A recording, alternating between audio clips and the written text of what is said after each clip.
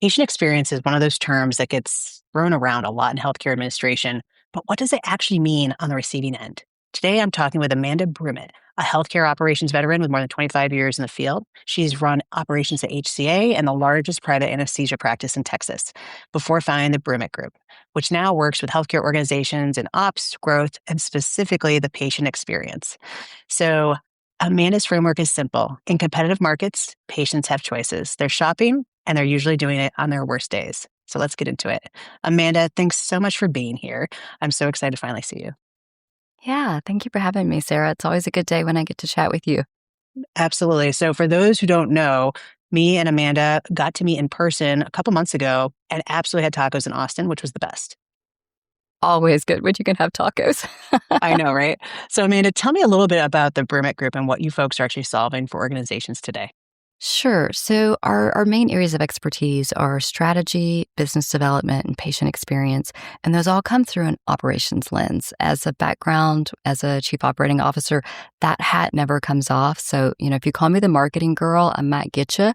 We do marketing strategies, but we do it all through an operational lens. So what can we promise out in the field and in our speaking points to patients that we can actually deliver on the back end in a clinic, in a hospital, in a ASC? I like that. So, I've often heard you say that in competitive markets that patients are shopping and they're doing it on their worst days, which I love that framing really stuck with me. So, walk me through what that really means operationally. What's the patient actually evaluating when they're trying to decide where to go? Yeah, definitely. And I'll give the disclaimer here that if you are some highly specialized clinician, like maybe a pediatric kidney transplant surgeon, you can move on. You don't have to do any of these things because people will find you. They will pick you based on your expertise. But most clinical specialties don't have that. Pediatricians, orthopedists, OBGYNs, they are competing for patients, at least in all the markets that I work in. So, what that looks like on a day to day basis is removing any friction points from the patient potentially landing in that room, actually having a one on one encounter with that clinician. And essentially, it's making sure the digital footprint externally makes it very easy to know who that clinician is, what they do, what they offer. When that patient calls, that person at the front desk is warm, welcoming, inviting. I don't care how good Dr. Matt is. If I love her, but consistently Joe L that works at the front desk is mean to me, if it's any specialty where I've got options, patient's going to move on. And Absolutely. then, yeah, and then making sure that anything that we promise, we follow through with, because at the end of the day, we eventually want that patient to get that one-on-one time with that clinician. But there's about 60 different things that can happen before they get there to make them bounce, call the next office, and just move on. Definitely. So, I have a feeling there's tons of places and decision points where the patient's making choices and the practice has no idea. Is there Yeah. one major area you think we should all highlight about the patients evaluating us now that should be really focused on? Yeah. I'll say that first phone call, and here's why I say it, because intuitively it feels right, but I've also got data to back it up. I've worked with enough plastic surgeons over the years who obsessively follow call conversions, click conversions, all of those different metrics that we look at in marketing, abandoned phone calls, number of patients that make it through to number of patients that actually schedule.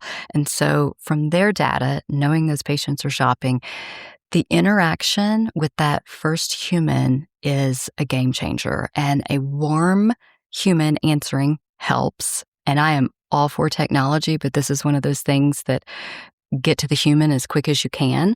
That human being empathetic, calm, kind, anticipating needs, letting them ask questions, even if they're annoying, even if it's the sixth time you've answered it.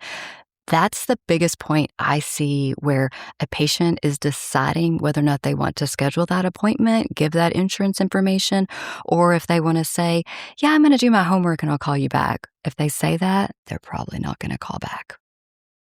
I like that. I think it has to do kind of back to hospitality. And when we think about customer service, oftentimes we don't think about hospitality in healthcare setting, but it's a difference between calling a motel over there or the Ritz? There's going to be a difference in your experience when you call or have a problem. Absolutely. And, it's funny you say that because I think I got tapped in the patient experience space early on because I had retail experience. I worked retail for a decade. And my opinion, even as a young person, was I get paid the same either way. So I have to be here. I might as well be nice to these people and try to sell something. It's not different in healthcare, at least for the That's front true. office. No, that's true. I like that. Now, you've worked with health systems, private practices, both. How does Yeah. an organization get to the point where becoming a patient is really hard? Like how does that friction accumulate without anyone noticing? Sure. Well, I think it's an accident. I don't think there's a soul out there that sets it up to make it hard for patients to find us. And a lot of times it's people like me, it's operators.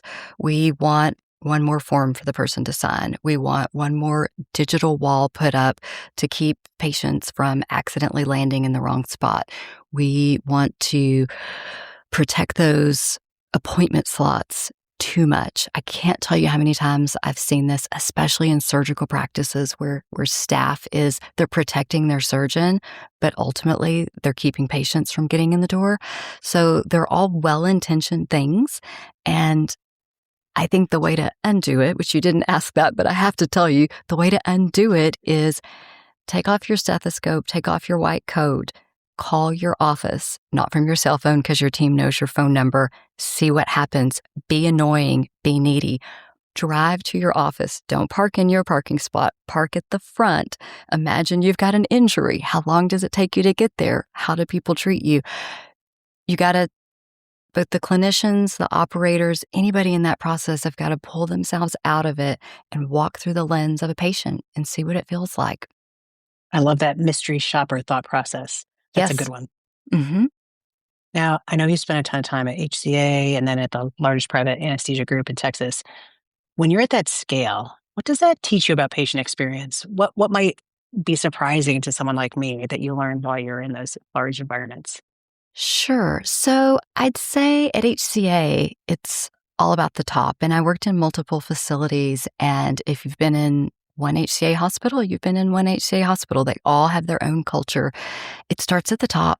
However, that CEO treats the rest of the C suite, how they treat their VPs, their directors, how they treat their team. That's how those people are going to treat patients. And how those executive level people interact with patients.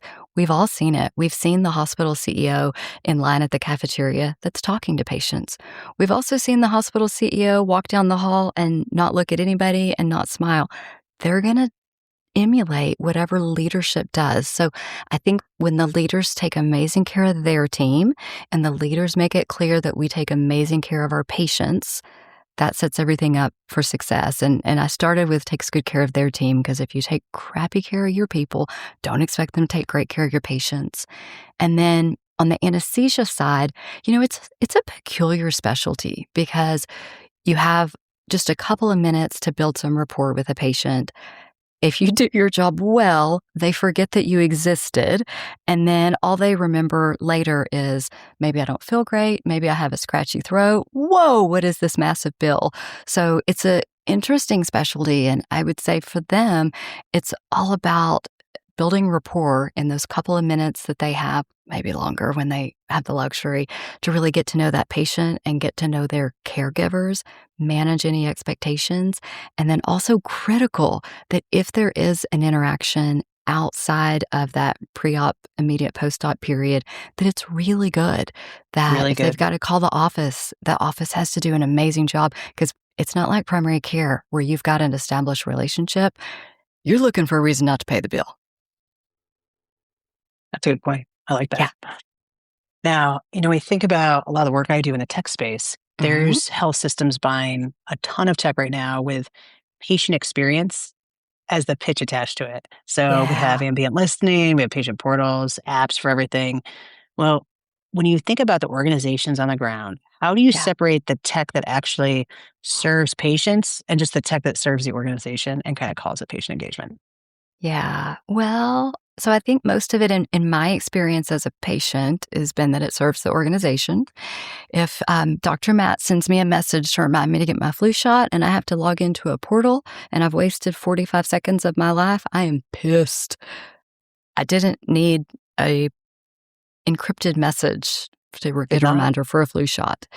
So I always want people to be thoughtful about what they're trying to deliver and what they're trying to achieve. And so when they're looking at all of those different technologies, and a lot of them can improve a patient experience. You know what makes my experience better as a patient? Being able to reschedule an appointment online at 10 o'clock at night and not have to bother the office, especially if I'm an established patient and I've got a certain slot. Let me reschedule my own appointment. Two-way communication.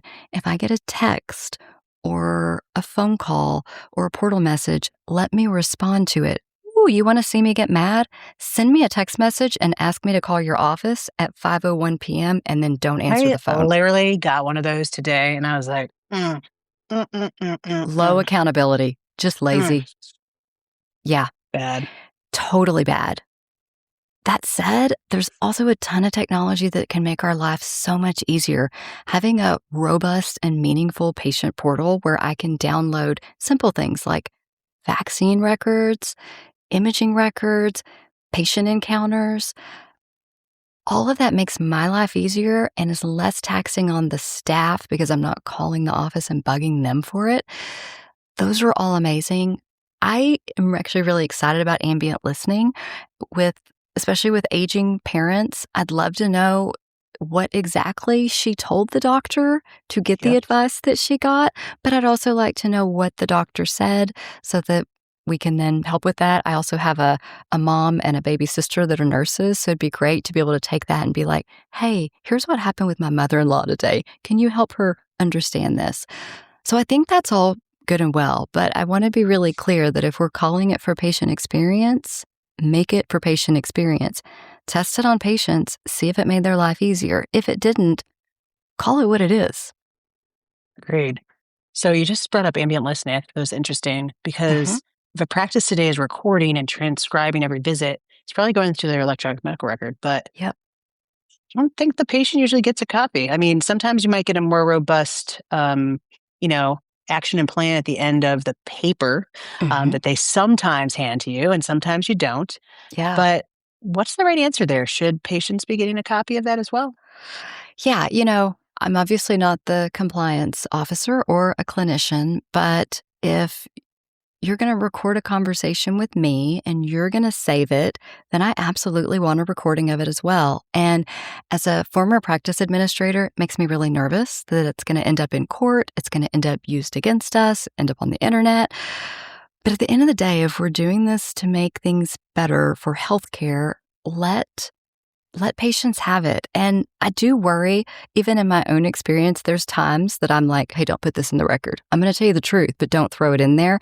That goes away with ambient listening. And so I think there's some trade offs, and I will let the clinicians of the world make those decisions, on how that happens. But yeah, we've got to let patients access it. And I know I've been on lots of FaceTime visits with other people, and it helps. It adds to it. The other thing is, just as an aside, if you've got patients that want to sue you, they're probably recording the visits anyhow. So I think you might be making it easier for people to hold things against you, but you're not completely protecting yourself from that. It's an interesting thought process. As a provider, I've heard a lot of provider pushback, like, I don't want my Sure. words to be taken against me and this, that, and the other thing. But you do have a point there. It didn't happen unless it's written down. And to have only one part of that relationship have the information and the other not seems maybe not great in both directions.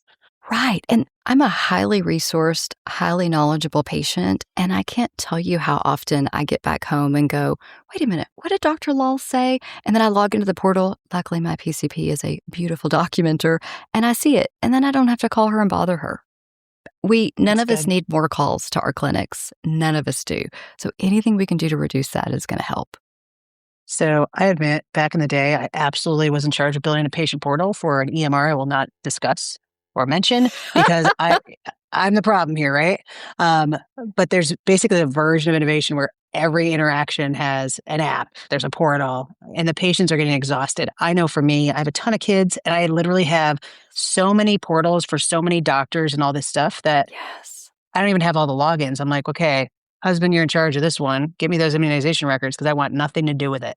Yeah. So, where's that line between digital convenience and digital friction? Ooh, that is a great question. And so I'm a geriatric millennial. So, I like technology, but also I'm going to be quick to pick up the phone and call you if I don't understand What? something. All right. Don't you dare call me, Amanda. Don't you be calling me. Someone And better be dead if you call me. I'll Don't do call it. one of my friends and they'll go, "Are you okay?" Yes. Exactly. So My I'm goodness. with you. I actually, I won't download anybody's app. I don't want anybody else's app. Now, if you want to live in an ecosystem that I already live in, Spruce, uh, what is the My Patient Passport, any of those that already exist, maybe, but the better practices better cross share information. From a patient perspective, it's got to make my life better. And if it makes my life harder, it's not any good. For your point on all of those passwords, so we live in the one password world, which helps a little bit, but also gets really, really complicated when you have multiple providers that use the same EMR and Yep. it's terrible. We got to figure that out. But really where that intersection, I think, happens where we actually make things better, reduce the phone calls to our offices is when it's meaningful. So whatever is in there is meaningful and we can access it easily. And you're the technologist here, so you've got to figure this out, but I'm thinking it's something simple like my fingerprint. I'm thinking of something simple like text messages or WhatsApp or whatever. I mean, it needs to be something simpler. Because again, like as Yeah. a product person through and through, I think we often don't ask, do the patients even want this technology we're deploying? But, No. in the past, we've had so many regulations that required us to have certain functionality that made sense in a portal. Oh, we have to be able to give them their record. They have to be able to view, download, and transmit. We have to have this. We have to have that. And it wasn't because there was a problem that needed solving. It was because the regulations required it. And so now we're Yes. just kind of building on top of that, which is really tough. Yeah, I'm excited about the things we've been hearing about for, gosh, 20 years now, where we're all going to own our own digital health record eventually and be We've been able to. saying that for like 30 years, Right. Amanda, right? When's it Right. coming? Because it sounds amazing. And also, as an administrator, patients aren't great historians. And so I would have loved to have had all the actual information about the patients. That's a good point. Yeah. Can you go You fix know, that? I don't know that I can because the thing is, like, everyone's historical records are now in so many siloed places that we could probably just burn all down and start from scratch here. But I don't know that we could get all that information back. Yeah, that is That's true. tough. Now, when we think about AI, we know that patients and doctors are all using it.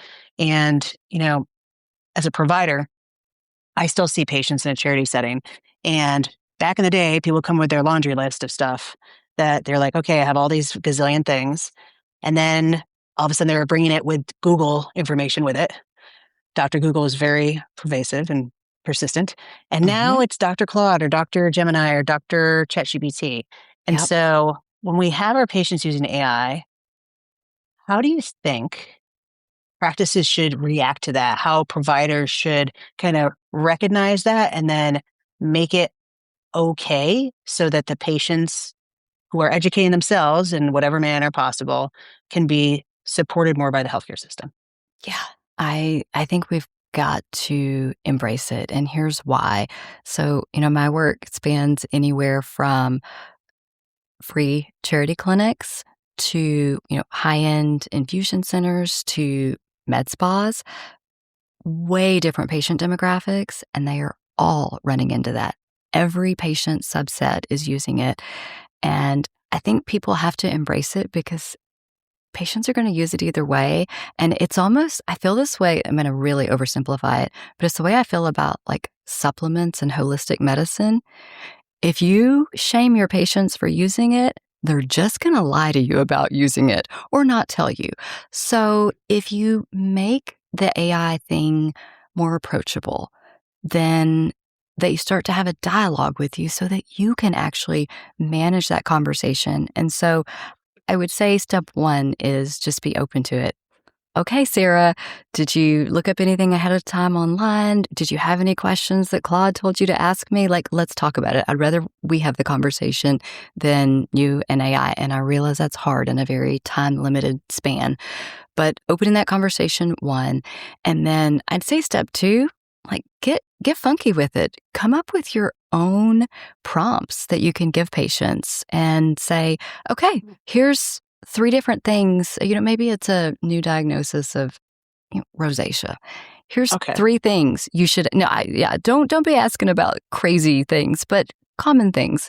Here's three prompts. Go put them in and then give them the resources. American Academy of Dermatology, places where you trust and respect. And then I would say, sort of the last version, at least in my head, is letting patients know what not to believe. You guys are rapidly amassing information. Like, I guarantee you there's topics you already know that Chat, Gemini, Claude, whoever is giving bad advice on. I mean, we're constantly telling people they don't have brain tumors. That's all I can say. Yes. We constantly are. So going ahead and working that into your patient handouts, and I say handouts because we only have so much time rather than speaking points on, hey, by the way, AI may tell you this, don't believe it. I like that. I think that that proactive approach of providing good resource, not just the patient education in the portal. Sorry, patient education. Sorry, portal. Not sorry. What are the sites that you would trust for your patients? How can you make sure they understand what those sites are? And then I do think that's interesting to be able to provide your own prompts, because again, I could see that on the back door of a waiting room or something like that, where it's like, hey, you got diagnosed with rosacea today or whatever. Here's how you can find out more about it in a different fashion. Yeah, and it only works if we tell them some trusted resources, like ACOG. I like that. It's a nice way to think about it. So if you're a physician or a practice admin that's listening to this talk right now, and you know your patient experience is terrible, what's the first thing you should do? Be honest about it. Have a conversation with your clinical team and your staff and say, hey, our patient experience sucks. I know you're taxed. I know you're doing the best you can. I know this is one additional stressor. My job is to keep the doors of this practice open. And in order to make that happen, we have to fix these perceived realities about our practice and let your team be part of the conversation. Don't dictate it. It's not going to feel good. And take time to listen and really hear what your physicians and nurses and front office staff feel, because their feelings are all real. We got to move past them so that we can keep the doors open and keep patients getting in the door, but we shouldn't dismiss them. And while we're having the conversation of all these things we're going to do to make patients happy, on the flip side, build in some protections for your team. Okay, we're going to do, all these things to improve patient experience, but also if we have badly behaving patients, we're not going to tolerate it. And here's the line there. So yeah, I'm going to ask you to be 20% warmer and fuzzier, but I'm also going to do a better job of protecting you. And if we've got a patient that's consistently abusive or consistently late or whatever disruption is, we're going to dismiss them. So give your staff something back. I like it. I think the other piece too, especially in private practices or PE-backed practices, putting the economic argument on it too. So patient experience is hard sometimes to put as a line item, but no-show rate, that means something. All the different pieces of, oh, now I'm an hour behind schedule, that means something. And so I think that sometimes that economic argument can help from a funding perspective, from a practice perspective, and then finding ways to help the staff understand why that's actually better for them. Yes, I absolutely agree. And I would add to your metrics patient attrition and figuring out why at a granular level. I think a lot of times we just, they must have moved. Oh, they must have found somebody else. When you've got a really good relationship with your patients and they're going to leave, they tell you, I'm moving to Ohio. I'm not going to see you anymore. It takes some time, but yeah, invest in that. So, what's the biggest pushback you get? You go into an organization, you say, hey, your patient engagement, your experience is terrible. Where do people usually push back? What's their excuse?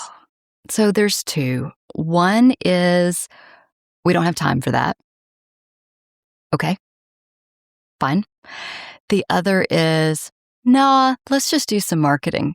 And so they'll throw 10, 20, 30, $40,000 at marketing for people to come in and have a bad experience while they're losing patients, and they've just thrown that money in the trash. Amanda, you call them back up. You and I'll do it for half. We got it. It's easier to throw money at a problem than it is to fix it. But I would That's true. argue it's cheaper to keep the patients you have happy. I would agree with that. I would agree with that. Well, this has been a wonderful conversation. So, for people who want to learn more about the Brummitt Group and what you guys are doing, how should they get in touch with you? Sure. So website is a great option, brummitt group.com. They can also follow me on LinkedIn. And I'll be honest, both my website and my LinkedIn, they have all the recipes. They have all the answers to all of that. So if people are self-starters, just go take it, dig through it, and go fix things. And then if they need help, I'm here. I love it. Well, that's Amanda Brummitt, operations vet, patient experience strategist, and someone who spent a long time watching the gap between what healthcare organizations say about patient experience and what patients actually feel when they show up. So, the framework I'm taking from this one is patients are shopping on their worst days. Everything about how a practice operates is either making that easier or harder. And focus on the patient experience. If they did not have a good experience, they're not coming back. So if this episode was useful, share it with one person in your organization who needs to hear it and subscribe wherever you listen. This is The Clinical Realist. We'll see you next week.